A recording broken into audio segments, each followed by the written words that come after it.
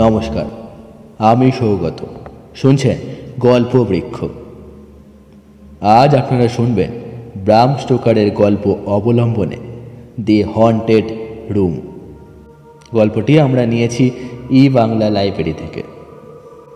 তো মন দিয়ে শুনতে থাকুন আমাদের আজকের গল্প দি হন্টেড রুম।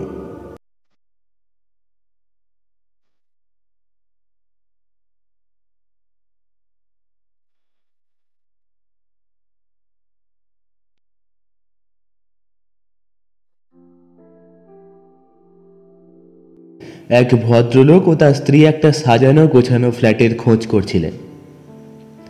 একটা নির্জন রাস্তা দিয়ে যেতে যেতে দেখলেন একটা বাড়ির জানলায় বোর্ড ঝুলছে। তাতে লেখা, আসবাবপত্র সজ্জিত ফ্ল্যাট ভাড়া। পরিবেশ পছন্দসই হওয়ায় সপ্তাহখানেকের জন্য সেখানে একটা ফ্ল্যাট ভাড়া নিলেন। কিন্তু পুরো 3 দিনও সেখানে থাকতে পারলেন না তিনি। ফ্ল্যাটটা ছাড়তে বাধ্য হলেন। কোনো রকমে দ্বিতীয় রাতটা কাটিয়ে পরের দিন সকালেই সেই বাড়ির পরিচারিকাকে জানালেন যে এই ঘর তাদের পছন্দ হয়নি, তাই তারা পুরো 1 সপ্তাহ থাকতে পারছেন না। পরিচারিকাটি বিরস বদনে বলল, আমি জানি কেন আপনারা থাকতে পারছেন না। আপনারাও অন্যদের থেকে বেশি দিন থেকেছেন। খুব কম লোকেই এই ফ্ল্যাটে 2 রাত কাটিয়েছে। তবে আমি স্বীকার করছি, তেনারা আপনাদের ওপর সদয়। তেনারা কারা? কেন? তারা যারা এই বাড়িতে ঘুরে ঘুরে বেড়ায়, তারা যেই হোক না কেন, আমি এ নিয়ে কিছু ভাবি না। অনেক দিন থেকেই আমি তেনাদের জানি, আর এও জানি একদিন তারাই আমার মৃত্যুর কারণ হবে। আমি এসব পাত্তা দিই না। বয়স হয়েছে আমার, যে কোনো সময়ই মারা যেতে পারি। তখন তেনাদেরই একজন হয়ে যাব আর এই বাড়িতেই থাকবো। পরিচারিকাটি এমন শান্ত সহজ স্বরে কথাগুলো বলল যে এ ব্যাপারে আর বাড়াতে সাহস হলো না। 1 সপ্তাহের টাকা মিটিয়ে সেখান থেকে চলে এলেন ভদ্রলোক ও তার স্ত্রী। একদিন আমার এক পণ্ডিত ও দার্শনিক বন্ধু আমার কাছে ব্যাপারটা বলতেই আমি বললাম, তোমার কথা শুনে আমি খুব কৌতূহল বোধ করছি। ভুতুরে বাড়িতে রাত কাটাতে আমি খুব মজা পাই। আচ্ছা, দয়া করে আমাকে সেই বাড়ির ঠিকানাটা দাও তো। আমার বন্ধু ঠিকানাটা দিয়ে বিদায় হলো।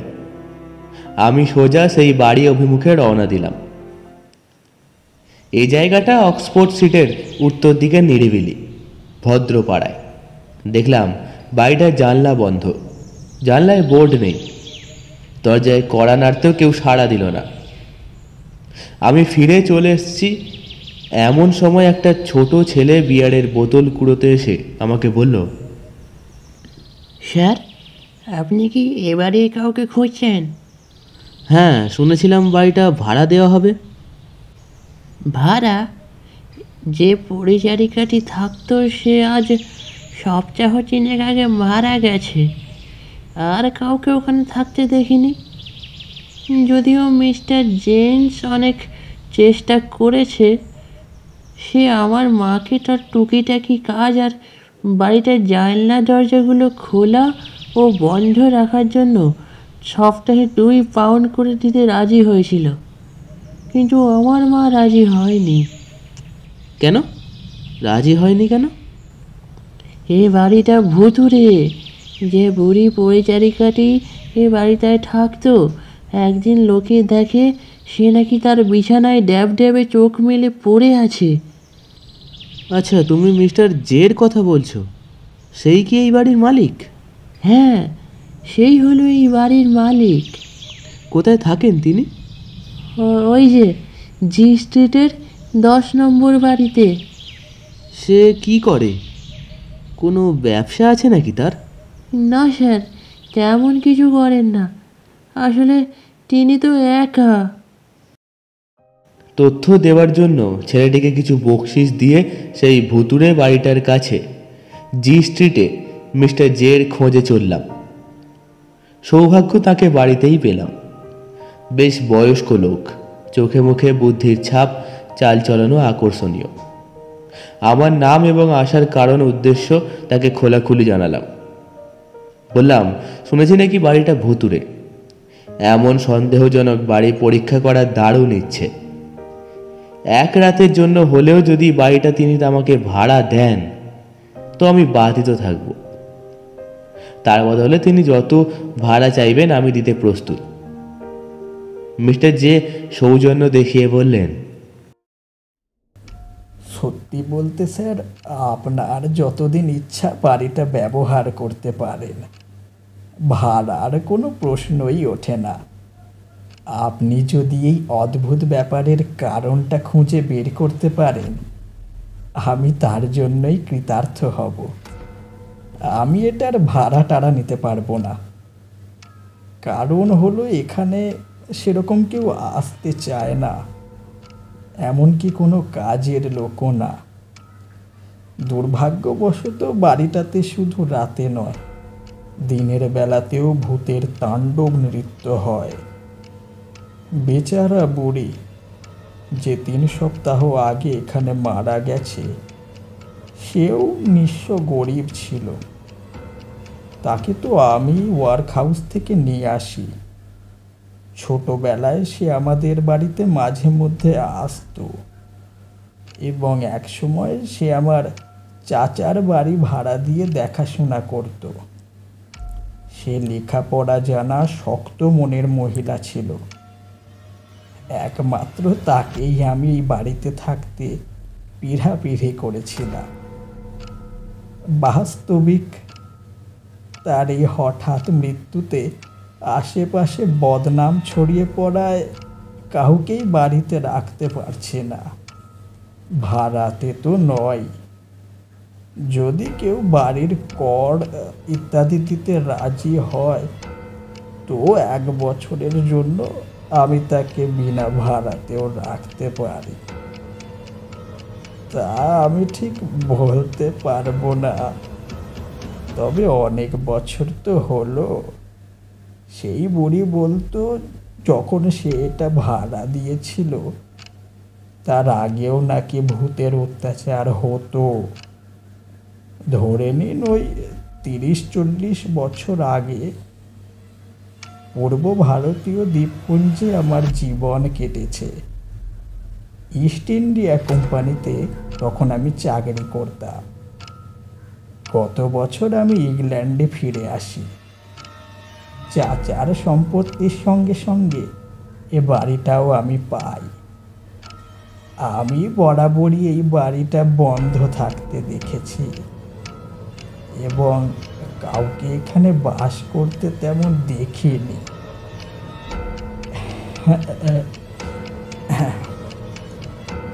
শুনেছিলাম এটা ভুতুড়ে বাড়ি, আর এ বাড়িতে কেউই থাকতে চায় না। তাদের সে কথা শুনে আমি আজগুবি গল্প মনে করে হেসে উড়িয়ে দিতাম। এরপর বাড়িটা সারিয়ে রং করতে কিছু খরচপত্র করি, সেই সঙ্গে পুরানো আসবাবপত্রের সঙ্গে নতুন কিছু এনে সাজাই। তারপর ওই বিজ্ঞাপন দিয়ে 1 বছরের মধ্যেই ভাড়াটে পেয়ে যাই। প্রথম ভাড়াটে ছিল একজন অবসরপ্রাপ্ত কর্নেল। তার মাইনের অর্ধেক টাকা পেনশন হিসাবে সে পেত। সে তার পরিবারের সঙ্গে 1 ছেলে ও 1 মেয়ে নিয়ে আর 4-5 জন চাকর নিয়ে এখানে আসে। কিন্তু পরের দিনই তারা বাড়ি ছেড়ে দিয়ে চলে যায়। তারা এখানে অদ্ভুত কিছু দেখেছিল, যাতে তারা ভয় পেয়ে গিয়েছিল। তারপর আমি ওই বুড়িকে পরিচারিকা হিসাবে এখানে রাখি এবং তাকে ঘর ভাড়া নেয়ার দায়িত্ব দিই। আমি কখনো এখানে পরপর 3 রাত থাকার মতো ভাড়াটে পাইনি। তাদের গল্প আপনাকে না বলাই ভালো। আপনি বরং নিজেই বিচার করে দেখুন। তবে কিছু দেখার বা শোনার জন্য তৈরি হয়ে থাকবেন এবং তার জন্য যা যা সতর্কতা অবলম্বন করা প্রয়োজন মনে করে করবেন। কিন্তু ওই বাড়িতে অন্তত একটা রাত কাটাবার জন্য আপনার নিজের কখনো আগ্রহ হয়নি? হ্যাঁ, কাটিয়েছি, তবে এক রাত নয়, দিনের বেলায় একা 3 ঘন্টা। তবে একটা কথা খোলাখুলি বলি, প্রচণ্ড সাহস না থাকলে আমার একান্ত অনুরোধ, এক রাতও আপনি ও বাড়িতে কাটাতে যাবেন না। নানা বিপদের মধ্যে আমার সাহসের পরীক্ষা হয়ে গেছে, আর আমার নিজের ওপর আমার বিশ্বাসও আছে। মিস্টার জি আর বিশেষ কিছু না বলে বাড়ির চাবিটা এনে আমাকে দিলেন। ধন্যবাদ জানিয়ে আমি চাবিটা নিয়ে বেরিয়ে পড়লাম। আমার একজন খাস ভৃত্য ছিল। সে ছিল খুবই সফূর্তিবাজ, নির্ভীক এবং কুসংস্কার মুক্ত যুবক।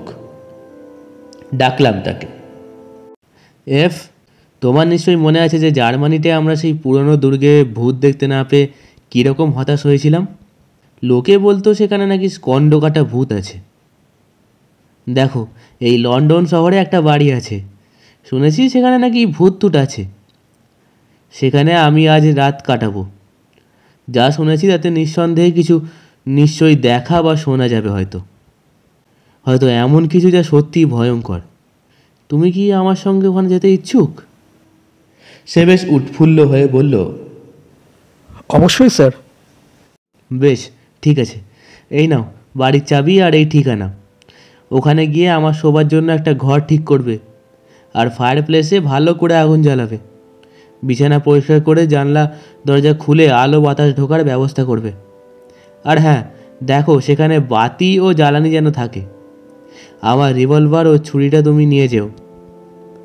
আমার অস্ত্রশস্ত্র ছাড়াও তুমি নিজেকে তৈরি রাখবে, কিন্তু যদি আমরা 1 ডজন ভূতের মোকাবিলা করতে না পারি তবে বৃথাই আমরা ইংরেজ। সারাদিন আমি জরুরি কাজের মধ্যে এমন ডুবে রইলাম যে নৈশ অ্যাডভেঞ্চারের কথা ভাববার কোনো অবকাশ পেলাম না। একা একা আহার সারলাম এবং বেশ দেরি করেই অভ্যেস মতো খেতে খেতে পড়তে লাগলাম। যে বইটি আমি বেছে নিয়েছিলাম সেটা মেকলের একটা রচনা। সিদ্ধান্ত নিলাম বইটা সঙ্গে নিয়ে যাব। এই রচনা শৈলীর মধ্যে আধ্যাত্মিক উন্নতির যথেষ্ট অবকাশ রয়েছে এবং বিষয়বস্তুর মধ্যে প্রত্যক্ষ জীবনের কুসংস্কারের প্রতিষেধক হিসেবে এটা বিশেষ উপযোগী। রাত 9:30 নাগাদ বইটা পকেটে পুরে হাঁটতে হাঁটতে সেই ভুতুড়ে বাড়ির দিকে যেতে লাগলাম। আমার প্রিয় বুল টেরিয়র কুকুরটাকেও সঙ্গে নিলাম। সে খুব সাহসী।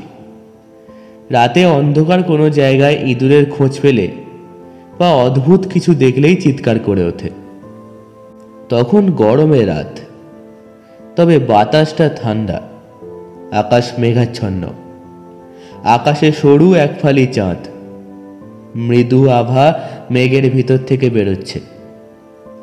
অধিক রাতে মেঘ কেটে গেলে আলোটা উজ্জ্বল হয়ে উঠবে। গন্তব্যে পৌঁছে দরজায় কড়া নাড়তেই আমার চাকর এসে দরজা খুলে হাসি মুখে স্বাগত জানালো। সব ঠিক আছে, এ বাড়িটিও বেশ আরামদায়ক। ও, আমি একটু হতাশ হয়ে বললাম, আচ্ছা, চোখে পড়ার মতো বিশেষ কিছু দেখোনি বা শোনোনি? হ্যাঁ স্যার, অদ্ভুত কিছু শব্দ শুনেছি। যেমন? আমার পিছনে পা ফেলে দ্রুত বেগে চলার শব্দ। 2-1 বার আমার কানের কাছে ফিসফিস করে কে যেন কিছু বলল। আর কিছু নয়। তুমি ভয় পাওনি এতে? আমি? একটুও নয় স্যার। এফের দুঃসাহসিকতা আমাকে একটা বিষয়ে নিশ্চিন্ত করল, যে যা কিছুই ঘটুক না কেন সে আমাকে ছেড়ে যাবে না। আমরা হল ঘরের মধ্যে দাঁড়িয়ে, সদর দরজা বন্ধ। আমার মনোযোগ কুকুরটার দিকে। প্রথমে সে বেশ উৎফুল্ল হয়ে ঘরের মধ্যে দৌড়াদৌড়ি করল, কিন্তু তারপরে বন্ধ দরজার কাছে গিয়ে মুখ নিয়ে কি যেন শুনতে লাগলো, আর বাইরে বেরোবার জন্য দরজায় আঁচড়াতে লাগলো। আমি তার মাথায় আদর করে চাপড়ে দিতে সে যেন পরিস্থিতিটা বুঝতে পেরে আমাকে ও এফকে অনুসরণ করতে লাগলো। বাড়ির ভিতরে সে আমার পায়ে পায়ে চলতে লাগলো। তার স্বাভাবিক অভ্যেস মতো অজানা জায়গায় অনুসন্ধিৎসু হয়ে যাওয়ার প্রবণতা দেখা গেল না। আমরা প্রথমে নিচের তলার ঘরগুলো দেখলাম, তারপর রান্নাঘরে, বিশেষ করে ভাড়ার ঘর। সেখানে দেখলাম 2-3টে মদের বোতল ঝুড়িতে রয়েছে, চারিদিক ঝুলে ভর্তি। বোঝা যায় অনেক দিন এখানে পরিষ্কার করা হয়নি। তবে ভূতেরা নিশ্চয়ই মদখোর নয়। নজর কাড়বার মতো আর কিছুই নেই। পিছন দিকে একটা ছোট অপরিষ্কার বাগান, উঁচু পাঁচিল দিয়ে চারিদিক ঘেরা। ধুলো ভর্তি পাথর বাঁধানো পথে যেখানে আমাদের পা পড়ছে সেখানে দাগ রয়ে যাচ্ছে। এখানেই এই অজানা আশ্চর্য পরিবেশের মধ্যে আমি প্রথম বিস্ময়কর একটি ব্যাপার লক্ষ্য করলাম। আমার সামনে দেখলাম হঠাৎ একটা পায়ের ছাপ ফুটে উঠেছে। থমকে দাঁড়িয়ে চাকরের হাতটা ধরে ইশারায় সেই দিকে দেখালাম। সেই পায়ের ছাপের সামনে হঠাৎ আর একটা পায়ের ছাপ ফুটে উঠল। আমরা দুজনেই দেখলাম। আমি তাড়াতাড়ি এগিয়ে গেলাম। পায়ের ছাপও একটার পর একটা করে আমার দিকে এগিয়ে আসতে লাগলো। একটা ছোট পায়ের ছাপ, শিশুর পা। খুব স্পষ্ট না হলেও বুঝতে অসুবিধা হলো না যে সেটা নগ্ন পায়ের ছাপ। আমরা সামনের দেওয়ালের কাছে যেতেই সেই অদ্ভুত ব্যাপারটা থেমে গেল। আমরা ফিরে আসার সময়ও সেটা আর দেখা গেল না। সিঁড়ি দিয়ে উঠে নিচের তলার ঘরগুলো দেখলাম। খাবার ঘর, পিছনের দিকের একটা ছোট ঘর, তার থেকেও ছোট আর একটা ঘর, হয়তো কোনো চাকর থাকতো। সর্বত্র মৃত্যুর স্তব্ধতা বিরাজ করছে। তারপর আমরা ড্রয়িং রুমে ঢুকলাম। চারিদিক বেশ ঝকঝকে তকতকে। আমি একটা চেয়ারে বসলাম। এফ টেবিলের ওপর একটা বাতি জ্বালিয়ে দিল। ঘরটাতে বেশ আলো হলো। তাকে দরজা বন্ধ করে দিতে বললাম। সে ঘুরতেই দেখলাম একটা চেয়ার নিঃশব্দে দ্রুত দেওয়ালের কাছ থেকে সরে আমার পায়ের সামনে গজখানেকের মধ্যে এসে থেমে গেল। আরে, এই যে দেখছি মন্তর পড়া টেবিল ঘোরানোর থেকেও চমকপ্রদ। মনে মনে ভেবে হাসতে গিয়ে দেখলাম আমার কুকুরটা একটু পিছিয়ে এসে ঘেউ ঘেউ করে ডাকতে লাগলো। এফ ফিরে এলো। সে চেয়ার নড়ার ব্যাপারটা লক্ষ্য করেনি। সে কুকুরটাকে শান্ত করতে ব্যস্ত হলো। আমি চেয়ারের দিকে এক দৃষ্টে তাকিয়ে রয়েছি। মনে হলো চেয়ারে বসে আছে বিবর্ণ নীলচে ধোঁয়াটে মানুষের মূর্তির একটা দেহরেখা। কিন্তু সেটা এতই অস্পষ্ট যে আমার নিজের চোখকেই বিশ্বাস করতে পারলাম না। কুকুরটা এখন শান্ত হয়ে বসে রয়েছে। আমার সামনের চেয়ারটা সরিয়ে দেওয়ালের কাছে নিয়ে যাও তো, আমি এফকে বললাম। এফ তাই করলো। হঠাৎ ঘুরে সে বলল, আপনি কি স্যার? আমি কি? মনে হলো যেন কেউ আমাকে মারলো, কাঁধের ঠিক এইখানে। সে হাত দিয়ে জায়গাটা দেখালো। না, তবে এখানে কোনো জাদুকর রয়েছে। যদিও তাদের চালাকি ধরতে পারছি না। আমাকে ভয় দেখাবার আগেই ওদের ধরে ফেলব। আমরা আর বেশিক্ষণ ড্রয়িং রুমে বসে থাকতে পারলাম না, কারণ ঘরটা ভীষণ স্যাঁতস্যাঁতে আর ঠান্ডা। উপরের ঘরে আগুনের সামনে বসার ইচ্ছে হলো। যাওয়ার সময় ঘরটা তালা বন্ধ করে দিলাম। নিচের সব ঘরই পরীক্ষার পর তালা মেরে দিয়েছি। ওপরের ঘরটায় ভৃত্যটি আমার শোবার বন্দোবস্ত করেছে। সেটাই সব থেকে ভালো। ঘরটা বেশ বড়। রাস্তার দিকে দুটো জানলা। চার পেয়ে ছোট বিছানাটা ফায়ার প্লেসের ঠিক উল্টো দিকে আগুনের তাপ লাগছে। বাঁ দিকে আমার বিছানা ও জানলার মাঝে দেওয়ালটা একটা মাত্র দরজা। সেই দরজা দিয়ে পাশের ঘরে আমার ভৃত্যের সঙ্গে যোগাযোগ করা যাবে। ফায়ার প্লেসের দুধারে দুটো দেওয়ালের সঙ্গে সাঁটানো দেওয়াল আলমারি। আলমারিতে তালা লাগানো নেই। আমরা সে দুটো পরীক্ষা করে দেখলাম, মেয়েদের জামা কাপড় ঝোলানোর হুক ছাড়া আর কিছুই নেই। দেওয়ালে ঘা মেরে দেখলাম সেটা নিরেট। ঘরগুলো দেখা শেষ করে আগুনের কাছে বসে শরীর গরম করতে লাগলাম। তারপর সিগারেট ধরিয়ে সমস্ত ব্যাপারটা মনে মনে ভাবতে লাগলাম। তখনও এফ আমার কাছে রয়েছে। সিঁড়ির মুখের দরজাটাও বেশ ভালোভাবেই বন্ধ। অবাক হয়ে আমার ভৃত্যতি বলতে লাগলো, স্যার, যখন আমি এখানে প্রথম আসি তখন অন্য সব ঘরের সঙ্গে এই দরজার তালা খুলে রেখেছিলাম। ভেতর থেকে তো তা বন্ধ হতে পারে না, কারণ এটা...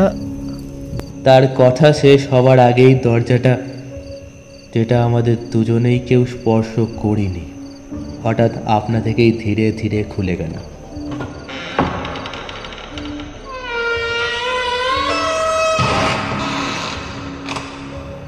আমরা পরস্পরের দিকে তাকালাম। একই চিন্তা আমাদের দুজনের মনে। কোনো মানুষের চালাকি নয় তো? আমি দৌড়ে সেদিকে গেলাম। আমার পিছনে ভৃত্য। একটা ছোট্ট খালি আবাসহীন ঘর। কতগুলো খালি বাস্ক ও ঝুড়ি ঘরের এক কোণে পড়ে আছে। একটা ছোট জানলা, খড়খড়ি বন্ধ, ফায়ারপ্লেস নেই। আমরা যে দরজা দিয়ে ঢুকেছি সেটা ছাড়া আর কোনো দরজা নেই। মেঝেতে কোনো কার্পেট নেই। অনেক দিনের পুরনো মেঝে, এবড়ো খেবড়ো উই ধরা, এখানে সেখানে জোড়া তালি দেওয়া। কাঠের ওপর সাদা দাগ দেখলেই বোঝা যায় কোনো মানুষ নেই, এবং লুকিয়ে থাকার মতো কোনো জায়গাও নেই। আমরা দাঁড়িয়ে ঘরের চারিদিক দেখছি। এমন সময় যে দরজা দিয়ে আমরা ঢুকেছিলাম সেটা আস্তে আস্তে কোনো শব্দ না করেই বন্ধ হয়ে গেল। আমরা বন্দী হয়ে গেলাম। এই প্রথম সারা শরীরে ভয়ের শিরশিরানি অনুভব করলাম। আমার ভৃত্যতির কিন্তু তেমন কোনো অনুভূতি হলো না। ওরা আমাদেরকে ফাঁদে ফেলতে পারবে না স্যার। আমি এক লাথি মেরে এই ঝরঝরে পুরানো দরজাটা ভেঙে ফেলতে পারি। হাত দিয়ে খোলার চেষ্টা আগে করো। যে ভয় আমাকে পেয়ে বসেছিল তা মন থেকে ঝেড়ে ফেলে দিয়ে বললাম, ততক্ষণে আমি জানলার খড়খড়ি খুলে দেখি বাইরে কি আছে। জানলার খড়খড়ি খুলে দেখি বাড়ির পিছন দিকের সেই বাগানটা দেখা যায়, আর যার কথা আগেই বলেছি। জানলার নিচে কোনো আলসে নেই, সোজা দেওয়াল নেমে গেছে। জানলা দিয়ে কোনো মানুষের পালাবার উপায় নেই, কারণ পা রাখার কোনো জায়গা না থাকায় তাকে একেবারে সোজা পাথরের ওপর গিয়ে পড়তে হবে। এর মধ্যে এফ দরজাটা খোলার বৃথা চেষ্টা করছে। সে আমার দিকে নীরবে তাকিয়ে দরজা ভাঙার জন্য আমার আদেশের অপেক্ষা করছে। এইরকম এক পরিস্থিতির মধ্যে পড়েও সে ভয় না পেয়ে এবং সাহস না হারিয়ে ধীর স্থির রয়েছে, তাতে তার প্রশংসা করতেই হয়। আমি তাকে অনুমতি দিলাম। যদিও সে একজন সবল পুরুষ, কিন্তু তার সর্বশক্তি নিষ্ফল হলো। তার সজোরে পদাঘাতে দরজা এক চুলও নড়ল না। হাঁপাতে হাঁপাতে সে চেষ্টা বাদ দিল। আমি তখন নিজে চেষ্টা করলাম, তাও কাজ হলো না। আবার আমার দেহ ভয়ে শিরশির করে উঠল। মনে হতে লাগলো ঘরের মেঝের ফাটল থেকে অদ্ভুত এবং ভয়ঙ্কর এক নিঃশ্বাস সমস্ত ঘর ভরিয়ে তুলেছে। দরজাটা যেন নিজের ইচ্ছায় ধীরে ধীরে নিঃশব্দে খুলে গেল। আমরা এক ধাক্কায় সিঁড়ি সামনে গিয়ে বললাম।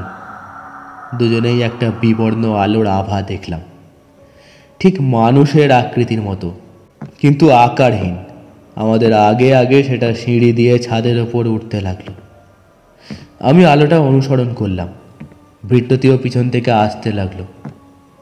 আলোটা ওপরে উঠে ডান দিকে একটা ছোট্ট চিলে কোঠার ভিতরে ঢুকলো। দরজাটা খোলাই রইল। একই সঙ্গে আমিও ভেতরে ঢুকলাম। আলোটা একটা ক্ষুদ্র গোলকে পরিণত হয়ে জ্বলজ্বল করতে লাগলো। তারপর সেটা ঘরের কোণে বিছানার ওপর কিছুক্ষণ থেকে কাঁপতে কাঁপতে অদৃশ্য হয়ে গেল।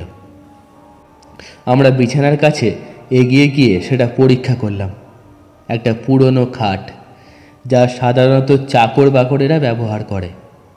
বিছানার কাছেই একটা খোলা ড্রয়ার, বিবর্ণ একটা সিল্কের রুমাল চোখে পড়ল, তাতে একটা ছুঁচ গাঁথা রয়েছে, সেলাই কিছুটা হয়েছে, রুমালটায় ধুলো ভর্তি।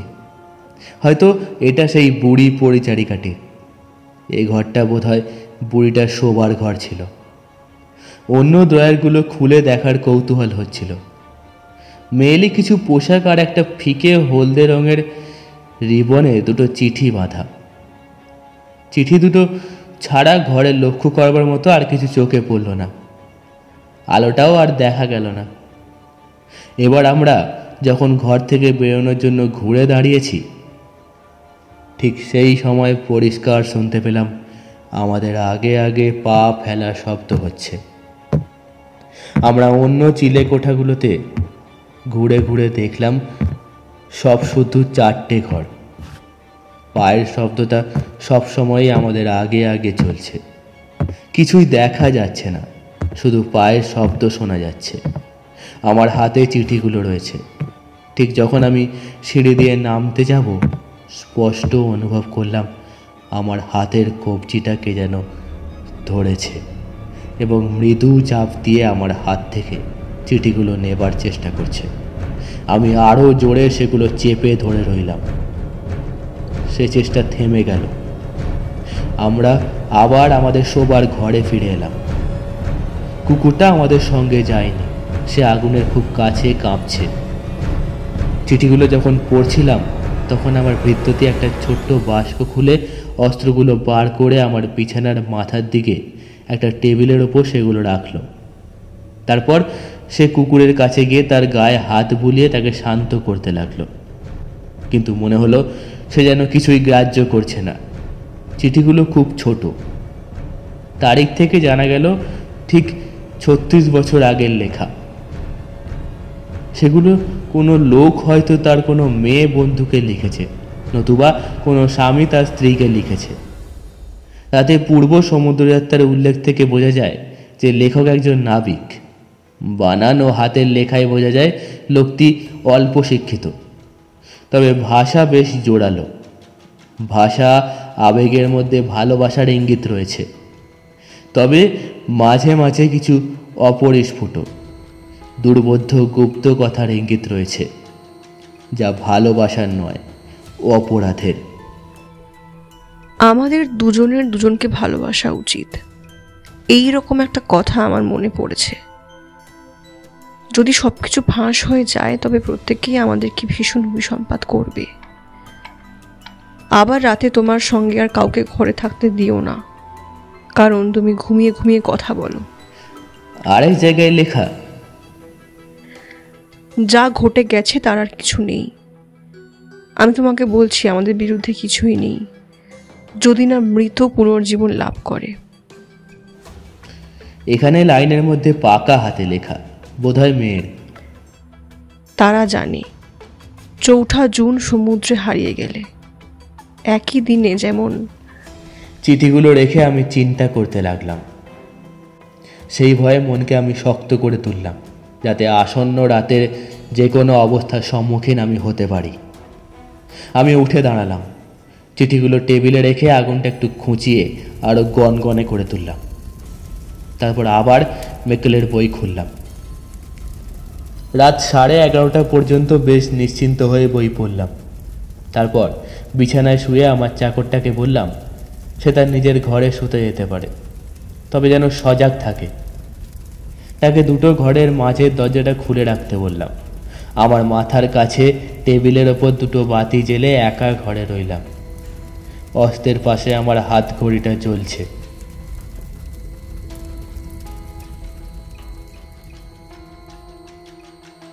কুকুরটা তার সামনে শুয়ে ঘুমোচ্ছে। মিনিট 20 পরেই অনুভব করলাম একটা ভীষণ ঠান্ডা হাওয়া আমার গালের পাশ দিয়ে বয়ে গেল। মনে হলো আমার ডান দিকে যে দরজাটা দিয়ে সিঁড়ির সামনে দালানের সঙ্গে যাতায়াত করা যায় সেটা বোধহয় খোলা রয়েছে, কিন্তু না, সেটা বন্ধ। বাঁ দিকে তাকালাম, দেখলাম বাতির শিখা বাতাসের বেগে ভীষণভাবে কাঁপছে। ঠিক সেই মুহূর্তেই দেখি টেবিলের ওপর থেকে আমার হাত ঘড়িটা সরে যাচ্ছে আস্তে আস্তে। কোনো হাত দেখা যাচ্ছে না, কিন্তু ঘড়িটা চলে গেল। তড়াক করে লাফিয়ে উঠে এক হাতে রিভলভারটা, অন্য হাতে ছোড়াটা নিলাম। ঘড়ির মতো সেগুলোর অবস্থা হোক, সেটা আমি চাই না। অস্ত্র হাতে আমি ঘরের চারিদিকে চোখ বোলাতে লাগলাম। ঘড়ির কোনো চিহ্ন নেই। বিছানার মাথার দিকে জোরে থেমে থেমে 3 বার স্পষ্ট আওয়াজ শুনলাম। আমার ভৃত্যতি চিৎকার করে বলে উঠল। ততক্ষণে কুকুরটাও উঠে পড়ে থাবা গেড়ে বসেছে, কান দুটো সামনে পিছনে দ্রুত নাড়ছে। সে এমন অদ্ভুতভাবে আমার দিকে তাকিয়ে রয়েছে যে আমার সমস্ত মনোযোগ তার ওপরে ন্যস্ত হয়ে রয়েছে। আস্তে আস্তে সে উঠে দাঁড়ালো। তার গায়ের লোম খাড়া হয়ে গেছে, কাঠ হয়ে দাঁড়িয়ে সে অদ্ভুত দৃষ্টিতে তাকিয়ে রইল। কুকুরটাকে দেখার মতো মানসিকতা বা সময় আমার কিছুই ছিল না। আমার চাকর তার ঘর থেকে বেরিয়ে এসেছে। ভয় তার মুখের রেখা এমনভাবে বিকৃত হয়েছে যে রাস্তায় তাকে দেখলে আমি চিনতেই পারতাম না। সে আমার পাশ দিয়ে দ্রুত বেগে যেতে যেতে ফিসফিস করে বলল, পালান পালান, আমার পেছনে আসছে। সে দালানে যাবার দরজাটা খুলে সবেগে বেরিয়ে গেল। আমি তার পিছন পিছন দৌড়ে তাকে থামতে বললাম, কিন্তু সে মানা শুনল না। সিঁড়ির রেলিং ধরে 2-3টে সিঁড়ি লাফিয়ে নামতে লাগলো। সিঁড়ির মুখে দাঁড়িয়ে শুনলাম সজোরে খোলা ও বন্ধ হওয়ার আওয়াজ। আমি এই ভুতুড়ে বাড়িতে এখন একা। কয়েক মুহূর্ত ভেবে ঠিক করতে পারলাম না যে বৃত্তের পদাঙ্ক অনুসরণ করব কিনা। তবে আমার অহংকার ও কৌতূহল এমন কাপুরুষের মতো পালিয়ে যেতে নিষেধ করল। আমার ঘরে আবার ফিরে এসে দরজাটা বন্ধ করে খুব সতর্কভাবে ভিতরের ঘরের দিকে এগোতে লাগলাম। তবে ভীতিকর কিছু ঘটল না। আমি দেওয়ালগুলো আবার পরীক্ষা করে দেখলাম যদি কোনো গুপ্ত দরজার খোঁজ মেলে, কিন্তু কোনো চিহ্নই দেখতে পেলাম না। এমনকি যে বাদামি কাগজ দিয়ে দেওয়াল মোড়া আছে তার মধ্যেও কোনো সেলাই চোখে পড়ল না। তাহলে কি করে সেই বস্তুটি, সে যাই হোক না কেন, যা চাকরটাকে ভয় পাইয়ে দিয়েছে, ঘরের মধ্যে ঢুকলো? আমার ঘরে ফিরে এসে মাঝের খোলা দরজাটা বন্ধ করে আগুনের সামনে দাঁড়িয়ে প্রস্তুত হয়ে প্রতীক্ষা করতে লাগলাম। দেখি কুকুরটা দুটো দেওয়ালের কোণে এমনভাবে দেওয়ালে পিঠ দিয়ে শরীরটাকে কুঁচকে দাঁড়িয়ে আছে, মনে হচ্ছে সে যেন দেওয়ালের ভিতরে ঢুকে যেতে চাইছে। তার কাছে এগিয়ে গিয়ে তার সঙ্গে কথা বললাম। বেচারা পশু ভয় একেবারে গুটিয়ে গেছে, দাঁতগুলো বেরিয়ে পড়েছে, মুখের দুপাশ দিয়ে লালা ঝরছে। তাকে আদর করতে গেলে নিশ্চয়ই আমাকে কামড়ে দিত। সে যেন আমাকে চিনতেই পারছে না। জন্তুটাকে শান্ত করবার সব চেষ্টাই বৃথা বলে ওকে একা থাকতে দিলাম। আমার অস্ত্রগুলো আগুনের পাশে টেবিলের ওপর রেখে চেয়ারে বসে আবার মেকলে পড়তে শুরু করলাম। বিস্ময়কর অবিশ্বাস্য কোনো কিছু পরীক্ষা নিরীক্ষার সঙ্গে আমি যথেষ্ট পরিচিত বলে এরকম পরিস্থিতির মধ্যে পড়েও আমার মনটা বেশ শক্ত করে তুললাম, অথবা বলা যেতে পারে মনে সাহস আনলাম। পৃথিবীর বিভিন্ন জায়গায় নানা রকম অদ্ভুত ও অচিন্তনীয় ব্যাপার প্রত্যক্ষ করেছি। অদ্ভুত সব ব্যাপার যা বললে একেবারে বিশ্বাসী হবে না বা অতি প্রাকৃতের পর্যায়ভুক্ত হবে। আমার মনে অতি প্রাকৃতিক শক্তি এক অসম্ভব জিনিস। অতি প্রাকৃত বলতে যা বোঝায় সেটা প্রকৃতির নিয়ম সংক্রান্ত কিছু, যার সম্বন্ধে আমরা একেবারেই অজ্ঞ। সুতরাং আমার সামনে যদি ভূতের আবির্ভাব হয়, সেটা হয়তো অতি প্রাকৃত কোনো শক্তিই হবে। আমার বইয়ের পাতা ও আলোর মাঝে যেন কিসের একটা ছায়া। ক্রমে পাতাটা অন্ধকারে ঢাকা পড়ে গেল। মুখ তুলে তাকালাম। যা দেখলাম তা আমার পক্ষে বর্ণনা করা দুরূহ। শূন্যে একটা আবছা অন্ধকার মূর্তি। সেটা যে ঠিক মানুষের তা বলা যাবে না, তবে কিছুটা সেই রকম আকৃতি, একটা মানুষের ছায়ার মতো। সেই মূর্তিটা এত বিরাট যে তার মাথাটা কড়ি কাঠে গিয়ে ঠেকেছে। তার দিকে তাকিয়ে আমার শরীরের মধ্যে শীতল শিহরণ খেলছে। সামনে একটা বড় বরফের চাই থাকলেও আমি হয়তো এমন কাঁপতাম না। সেদিকে তাকিয়ে লক্ষ্য করলাম দুটো জ্বলন্ত চোখ আমার দিকে দেখছে। সেটা অদৃশ্য হয়ে গেল। তবে অন্ধকারের মধ্যে দুটো ফিকে নীল রঙের রশ্মি মাঝে মাঝে দেখা যেতে লাগলো। আমি কথা বলার চেষ্টা করলাম, কিন্তু গলা দিয়ে কোনো আওয়াজ বেরোলো না। নিজের মনেই ভাবতে লাগলাম, এটাই কি ভয়? এটা তো ভয় নয়। উঠতে চেষ্টা করলাম, কিন্তু পারলাম না। মনে হলো বিশাল কোনো ওজন আমার মাথায় চাপিয়ে দিয়ে আমাকে বসিয়ে রাখা হয়েছে। আমি শারীরিক ও মানসিক ক্ষমতা হারিয়ে ফেললাম। ক্রমে ভয়ে কাঠ হয়ে যেতে লাগলাম।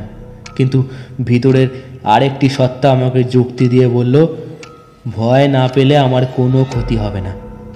আরেকটি সত্তাও একে মানতে চাইল না।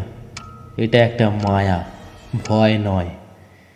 প্রচণ্ড মানসিক শক্তি প্রয়োগ করে অবশেষে আমার হাতটা টেবিলে রাখা অস্ত্রের দিকে বাড়াতে সক্ষম হলাম। আর তখনই আমার হাত ও কাঁধে হঠাৎ একটা ধাক্কা খেলাম। আমার হাত অসাড় হয়ে পাশে ঝুলে পড়ল। এই অবস্থায় লক্ষ্য করলাম বাতির শিখাটা ক্রমে কমে এসেছে, তবে একেবারে নিভে গেল না। ফায়ার প্লেসের আগুনও ঠিক এইভাবেই কমে আসতে লাগলো। কয়েক মিনিটের মধ্যে সারা ঘর অন্ধকারে ডুবে গেল।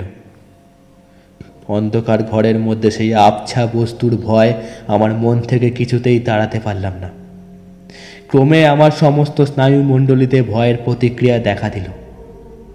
প্রকৃতপক্ষে আতঙ্ক এমন চরম পর্যায়ে পৌঁছে গিয়েছিল যে হয় আমার সব ইন্দ্রিয় শক্তি হারিয়ে ফেলবো, না হয় সম্মোহিত হয়ে আমি ফেটে পড়ব। সত্যি আমি বিস্ফারিত হয়েছিলাম। আমার গলা দিয়ে তীক্ষ্ণ চিৎকার বেরিয়ে এলো। মনে পড়ে গেল এক সময় আমি বলেছিলাম, আমি ভয় করি না, আমার আত্মা ভয় পায় না। এবং একই সময়ে আমার শক্তি ক্রমেই বেড়ে উঠেছিল। সেই গভীর অন্ধকারেও আমি একটা জানলার দিকে ছুটে গিয়ে জানলার পর্দা ছিঁড়ে ফেললাম। জানলার পাল্লা তো হাট করে খুলে দিলাম। আমার তখন একমাত্র চিন্তা, আলো, আলো চাই। আকাশে চাঁদ উঠেছে, পরিষ্কার শান্ত তার আলো। ওপারে চাঁদের আলো আর নিচের নির্জন রাস্তায় গ্যাস লাইটের আলো। পিছনে ফিরে ঘরের ভিতরটা দেখলাম, ঘরের কিছুটা অংশ হালকা চাঁদের আলো পড়েছে। সেই অন্ধকার বস্তুটা আর নেই, শুধু একটা অস্পষ্ট ছায়া দেখতে পেলাম। মনে হলো সেটা আমার সামনের দেওয়ালেরই ছায়া। তারপর হঠাৎ আমার নজরে এলো টেবিলের তলা থেকে একটা হাত উঠে এসেছে। কবজি অবধি দেখা যাচ্ছে। মনে হলো আমার মতোই রক্ত মাংসে গড়া একটা বয়স্ক লোকের হাত। রোগা, কোঁচকানো, ছোট একজন মহিলার হাত। হাতটা খুব আলতোভাবে টেবিলের ওপর রাখা চিঠি দুটো ধরে আছে। হাত ও চিঠিগুলো হঠাৎই অদৃশ্য হয়ে গেল। আবার সেই মাপা 3টে টোকার আওয়াজ শুনতে পেলাম, যা এই অদ্ভুত ঘটনাটা শুরু হওয়ার আগে শুনতে পেয়েছিলাম। ধীরে ধীরে শব্দটা মিলিয়ে যেতেই সমস্ত ঘরটা যেন অল্প কাঁপতে লাগলো। আর সেই সঙ্গে ঘরের শেষ দিকে মেঝে থেকে বুদবুদের মতো আলোর ফুলকি উঠতে আরম্ভ করলো। বিভিন্ন রঙের, সবুজ, হলদে, লাল। ওপর নিচে, এপাশে ওপাশে চারিদিকে সেই আলোক ফুলকিগুলো ঘুরে বেড়াতে লাগলো। দেওয়াল থেকে অদৃশ্য একটা চেয়ার এগিয়ে টেবিলের সামনে এসে থেমে গেল। পরক্ষণে সেই চেয়ার একটা মহিলার অবয়ব ফুটে উঠতে লাগলো। সেটা যেন জীবন্ত, অথচ মৃত্যুর মতোই ভয়ঙ্কর। মুখটা কোনো যুবতীর, একটা আশ্চর্য শোকাবহ সৌন্দর্য সেই মুখে। গলা ও কাঁধ খালি, বাকি শরীরটা আলগা মেঘের মতো সাদা কাপড়ে ঢাকা। কাঁধের ওপর ছড়ানো চুলগুলোকে হাত দিয়ে নাড়াচাড়া করছে। তার চোখ দুটো কিন্তু আমার দিকে নেই। দরজার দিকে তার দৃষ্টি। কিছু যেন শুনছে, লক্ষ্য করছে, কারোর জন্য অপেক্ষা করছে। পিছন দিকের ছায়াটা ক্রমে আরও গাঢ় অন্ধকার হয়ে আসছিল এবং আমার মনে হলো আমি যেন দুটো জ্বলন্ত চোখ দেখছি, দৃষ্টি আর চেয়ারে বসা মূর্তিটার দিকে। দরজায় আর একটা মূর্তির আবির্ভাব ঘটল, সেই রকম স্পষ্ট, সেই রকম ভয়ঙ্কর একটা মানুষের, একজন যুবকের মতো। গায়ের পোশাকটা মনে হলো গত শতাব্দীর বা সেই ধরনের। ঠিক যখন পুরুষ মূর্তিতে নারী মূর্তির দিকে এগোচ্ছিল, তখন সেই অন্ধকারের ছায়া সামনের দিকে এগিয়ে এলো। মুহূর্তের মধ্যে 3টি মূর্তি অন্ধকারে ডুবে গেল। আলোটা আবার সেই দিকে দেখা যেতেই দেখা গেল দুজনের মধ্যে সে দাঁড়িয়ে দুজনকেই ধরে রয়েছে। মেয়েটার বুকে রক্ত রেখা। লোকটা ভুতুড়ে তরোয়ালের ওপর ঝুঁকে রয়েছে, তার ঘাড় থেকে ফোঁটা ফোঁটা রক্ত ঝরছে। মাঝের অন্ধকারে মূর্তিটা সেই রক্ত খাচ্ছে। হঠাৎ তারা সকলেই অদৃশ্য হয়ে গেল। আবার বুদবুদের মতো আলোর ফুলকি ঘুরতে ঘুরতে ক্রমশ সেগুলো বড় হতে লাগলো। ফায়ারপ্লেসের ডান দিকের দরজাটা নিঃশব্দে খুলে গেল। সেখান থেকে বেরিয়ে এলো একজন বয়স্ক মহিলা। তার হাতে তখনও চিঠিগুলো। তার পিছনে পায়ের শব্দ শোনা গেল। সে ঘুরে দাঁড়িয়ে কিছু শোনার চেষ্টা করলো। তারপর সে চিঠিগুলো খুলে মনে হলো পড়ছিল। তার কাঁধের ওপর দিয়ে একটা ফ্যাকাশে মুখ দেখা গেল। বহুদিন জলে ডুবে থাকা একজন মানুষের মুখ, বিবর্ণ, ফুলো ভেজা চুলে জলজ আগাছা জড়ানো। দেখলাম মহিলার পায়ের কাছে একটা ছোট শবের আকৃতি পড়ে রয়েছে। তার পাশে গুটিসুটি মেরে একটা শিশু, দারিদ্র পীড়িত দুস্থ শিশু, গাল দুটো শুকনো, চোখে ভয়ঙ্কর প্রতীক। বয়স্কা মহিলাটি মুখের দিকে তাকাতেই দেখলাম তার মুখের কোঁচকানো দাগ উবে গেছে এবং যুবতীর নিটোল মুখ ফিরে এসেছে। কঠিন চোখ স্থির। সেই ছায়ামূর্তি আবার ছুটে এসে সকল মূর্তিকে আগের মতো অন্ধকারে ঢেকে ফেলল। আবার ঘরটা কেঁপে কেঁপে উঠল। আবার 3 বার টোকার শব্দ শোনা গেল। তারপর আবার সবকিছু অন্ধকারের মধ্যে মিশে গেল। অন্ধকার থেকেই সব কিছুর আবির্ভাব। আবার অন্ধকারের মধ্যেই সব কিছু মিশিয়ে গেল। অস্পষ্টতা দূর হতেই ছায়াগুলো চলে গেল।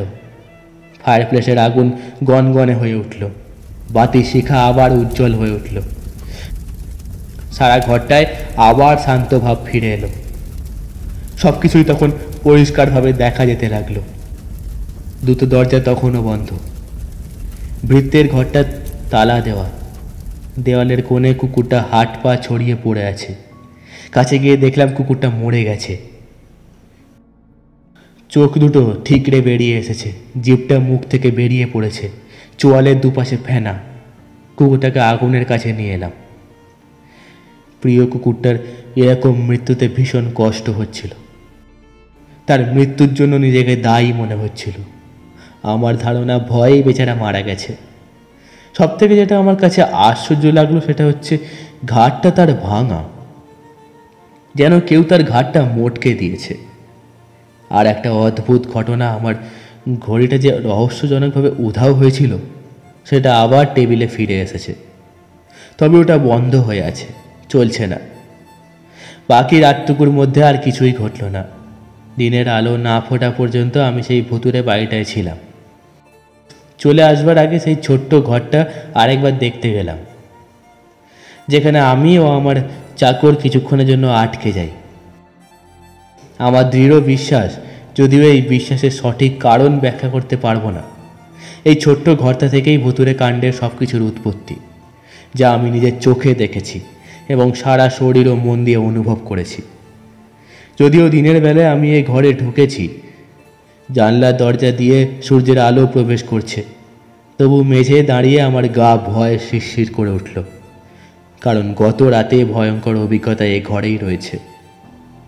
সত্যি বলতে কি 8 মিনিটের বেশি আমি সেই ঘরে থাকতে পারিনি।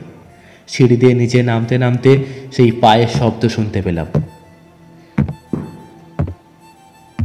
তখন সদর দরজা খুললাম, তখন স্পষ্ট একটা চাপা হাসির শব্দ কানে এলো।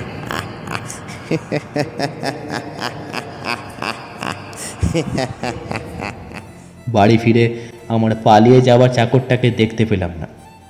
এমনকি 3 দিন তার কোনো খবরও পেলাম না। 3 দিন বাদে লিভারপুল থেকে তার একটা চিঠি পেলাম। প্রিয় মহাশয়, সবিনয় নিবেদনে আমি আপনার কাছে জানাচ্ছি যে আমি ক্ষমা প্রার্থী। আপনি জানেন যে আমি কিভাবে পালিয়ে এসেছি। আমার শরীর অত্যন্ত খারাপ। কর্মক্ষমতা ফিরে পেতে আমার বেশ কয়েক বছর সময় লাগবে। আমি এখন মেলবোর্নে আমার শ্যালকের কাছে যাচ্ছি। জাহাজ আগামীকাল ছাড়বে। আমি আর এখন কোনো কাজ করি না, তবে মাঝে মাঝে হঠাৎ ভয় পেয়ে চমকে উঠি। মনে হয় যেন আমার পেছনে কেউ রয়েছে। আপনার কাছে আমার বিনীত প্রার্থনা, যে আমার জামা কাপড় ও পাওনা মাইনে আমার মায়ের নামে ওয়ার্ল্ড ওয়ানে পাঠিয়ে দিলে আমি আপনার কাছে চিরকৃতজ্ঞ থাকব।